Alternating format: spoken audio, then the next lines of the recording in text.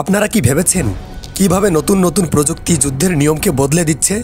আজ আমরা ইরানের এমন কিছু মিলিটারি প্রযুক্তি নিয়ে কথা বলবো যা তাদের সামরিক শক্তিকে আরও বাড়িয়ে তুলেছে। আকাশে লুকিয়ে থাকা বিমান থেকে শুরু করে সমুদ্রের গভীরে চলা সাবমেরিন পর্যন্ত ইরানের সেরা 10টি সামরিক প্রযুক্তি তাদের বুদ্ধি আর কৌশলের পরিচয় দেয়। এই ভিডিওতে আমরা দেখব এই প্রযুক্তিগুলো কিভাবে কাজ করে এবং এদের গুরুত্ব কী। আমাদের তালিকায় প্রথমে আছে কাহের F313 যুদ্ধ বিমান। এই ফাইটার জেট ইরান 2013 সালে তৈরি করেছে। এটি এমন একটি বিমান যা রাডারে ধরা পড়ে না এবং খুব নিচু দিয়ে উঠতে পারে। এর স্পেশাল ডিজাইন একে শত্রুদের চোখ থেকে আড়ালে রাখতে সাহায্য করে। এই বিমান বোমা এবং বিভিন্ন ধরনের ক্ষেপণাস্ত্র বহন করতে পারে। যদিও কিছু বিশেষজ্ঞ এর কার্যকারিতা নিয়ে সন্দেহ প্রকাশ করেছেন, তবুও ইরান বলেছে যে এটি উড়ার জন্য একদম প্রস্তুত এবং সামরিক প্রশিক্ষণ ও অপারেশনের জন্য ব্যবহার করা যাবে। দ্বিতীয় নম্বরে আছে সেজিল ক্ষেপণাস্ত্র। এটি ইরানের তৈরি একটি মাঝারি পাল্লার ক্ষেপণাস্ত্র। এটি এমনভাবে তৈরি করা হয়েছে যাতে করে এটি রাস্তায় খুব সহজেই চলাচল করতে পারে, তাই শত্রুরা সহজে এর অবস্থান খুঁজে পায় না। সেজিল 18 মিটারের বেশি লম্বা এবং উৎক্ষেপণের সময় এর ওজন প্রায় 2200 কেজি হয়। এটি 1500 থেকে 2500 কিলোমিটার দূরের লক্ষ্যবস্তুতে নিখুঁতভাবে আঘাত হানতে সক্ষম। এর মানে হলো ইরান তাদের দেশের অনেক দূরের লক্ষ্যবস্তুতেও হামলা করতে পারে। সেজিল 1000 কেজি ওজনের বোমা এবং পারমাণবিক বোমা বহন করতে পারে, যা শত্রুদের জন্য একটি বড় হুমকি। ইরানের নজরদারি ব্যবস্থার একটি বড় উন্নতি হলো আলবের 3D রাডার। এটি একটি অত্যাধুনিক রাডার যা 450 কিলোমিটার দূর থেকে 300টি লক্ষ্যবস্তুকে একসাথে ট্র্যাক করতে পারে। এমনকি ছোট এবং নিচু দিয়ে উড়ে যাওয়া কোনো লক্ষ্যবস্তুকেও ছাড় দেয় না। এটি একটি বড় অ্যান্টেনা সহ একটি ট্রেলারে লাগানো থাকে, যা একে সহজে এক জায়গা থেকে অন্য জায়গায় নিয়ে যাওয়া যায়। এই রাডার ইরানকে শত্রুর আক্রমণ সম্পর্কে খুব দ্রুত সতর্ক করে এবং তাদের আকাশ সীমা রক্ষা করতে সাহায্য করে। বাভার 373 এটি হলো ইরানের একটি শক্তিশালী বিমান প্রতিরক্ষা ব্যবস্থা। এটি রাশিয়ার S-300 এবং S-400 এর মতো।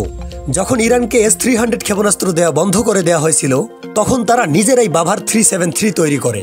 এটি 300 কিলোমিটার দূর থেকে শত্রুর বিমান বা ক্ষেপণাস্ত্রকে ধ্বংস করে দিতে পারে। এটি প্রতি ঘন্টায় প্রায় 8 গুণ শব্দের গতিতে চলতে পারে। এর নিজস্ব রাডার এবং বিশেষ উৎক্ষেপণ ব্যবস্থা আছে, যা একে রাশিয়ার সিস্টেম থেকেও আলাদা করে। বাভার 373 শত্রুপক্ষের 5 জেনারেশনের ফাইটার জেটকেও খুঁজে বের করে ধ্বংস করে দিতে পারে। গাদিয়ার শ্রেণীর সাবমেরিন। এগুলো ইরানের তৈরি ছোট আকারের ডিজেল ইলেকট্রিক সাবমেরিন, যা পারস্য উপসাগরের অগভীর পানিতে চলাচলের জন্য বিশেষভাবে তৈরি করা হয়েছে। পানির উপরে এর ওজন প্রায় 117 টন এবং পানির নিচে 125 টন। এটি 29 মিটার লম্বা এবং 9 মিটার চওড়া। পানির উপরে এটি ঘন্টায় 18 কিলোমিটার এবং পানির নিচে প্রায় 15 কিলোমিটার বেগে চলতে পারে। এতে 2টি টর্পেডো টিউব রয়েছে। গাদিয়ার সাবমেরিনগুলো পারস্য উপসাগরের মতো সংকীর্ণ এলাকায় ইরানের নৌবাহিনীদের জন্য একটি খুবই গুরুত্বপূর্ণ যুদ্ধযান। কিছু বিশেষজ্ঞ মনে করেন এর ডিজাইন উত্তর কোরিয়ার সাবমেরিনের মতো, যা ইঙ্গিত দেয় যে ইরান দেশীয় প্রযুক্তির সাথে বিদেশি প্রযুক্তিও মিশ্রণ ঘটিয়েছে। 2016 সালে ইরান তাদের নতুন যুদ্ধ ট্যাঙ্ক কারার উন্মোচন করে।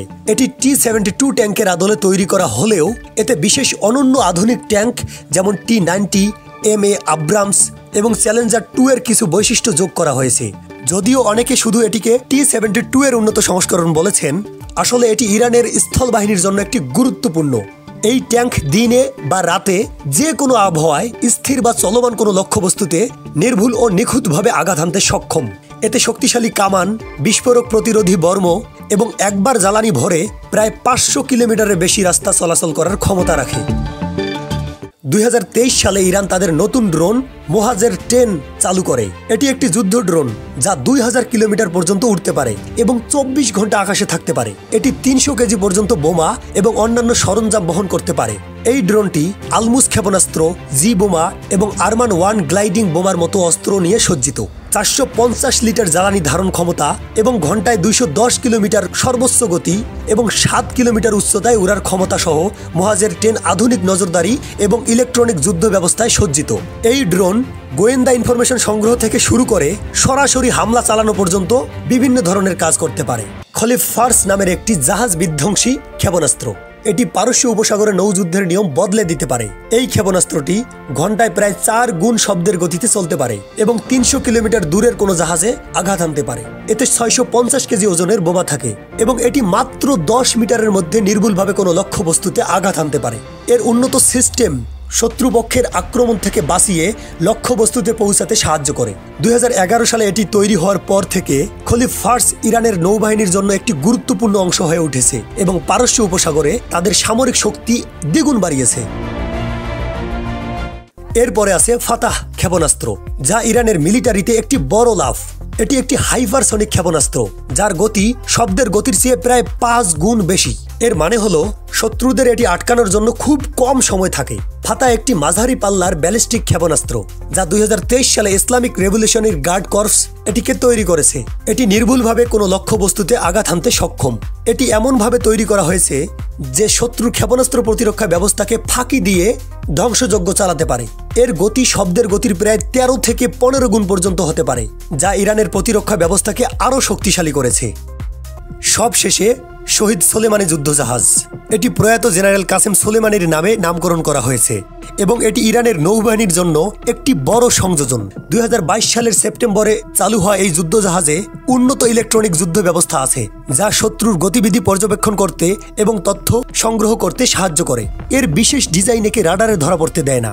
এটি জাহাজ বিধ্বংসী ক্ষেপণাস্ত্র, সারফেস টু সারফেস এবং সারফেস টু এয়ার ক্ষেপণাস্ত্র, গ্যাটলিন গান এবং একটি অটো কামান দিয়ে এটি সজ্জিত। এতে রয়েছে একটি হেলিপ্যাড এবং দ্রুত আক্রমণকারী নৌ মোতায়েনের জন্য ক্রেনও রয়েছে, যা ইরানের নৌবাহিনীর কার্যক্রমকে আরও সহজ করে তোলে। এই ছিল ইরানের সামরিক সক্ষমতার কিছু সাম্প্রতিক উন্নতির সংক্ষিপ্ত বিবরণ। প্রতিটি প্রযুক্তি তাদের আত্মনির্ভরশীলতা এবং আঞ্চলিক প্রভাব বাড়াতে সাহায্য করেছে। এই প্রযুক্তিগুলো যত উন্নত হবে ততই প্রতিবেশী দেশ এবং বিশ্বের অন্যান্য শক্তির প্রতিরক্ষা কৌশল প্রভাবিত হবে, যা সামরিক ইতিহাসে একটি নতুন অধ্যায় তৈরি করবে। ভিডিওটি দেখার জন্য ধন্যবাদ এবং ভবিষ্যতে আরও তথ্যপূর্ণ ভিডিও পেতে লাইক এবং সাবস্ক্রাইব করুন।